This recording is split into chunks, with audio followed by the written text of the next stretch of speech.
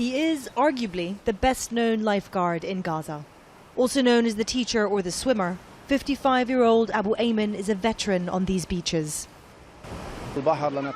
When children come to the beach, you feel like they are releasing the depression they have inside, because water is life. When they enjoy the sand or water, you feel like they need it.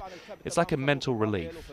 You'd almost be forgiven to think that this is a beach just like anywhere else in the world, and even though it offers some sense of escape for the people of Gaza, Israel's siege remains ever present. Just a few kilometers off this coast, the Israeli Navy patrols the waters, imposing its years-long naval blockade. An Israeli Navy vessel lies in the background.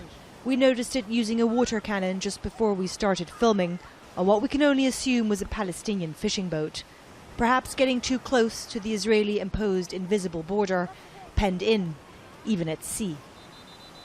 The blockade has also limited Mohammed, a champion long-distance swimmer.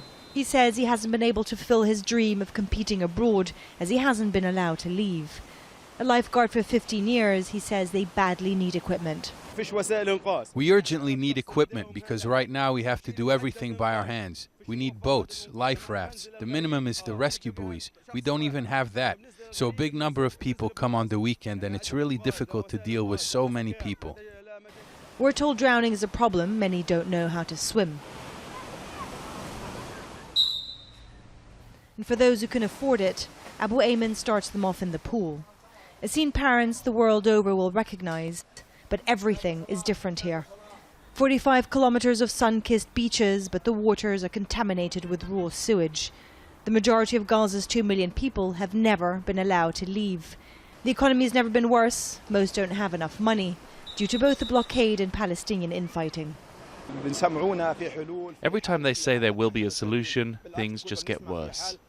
It's difficult to do a story on life in Gaza these days without mentioning the crippling effects of the siege. Despite these seemingly carefree moments, everyone without fail says life is the worst it's ever been. Stefanie, Dekker, Al Jazeera, Gaza.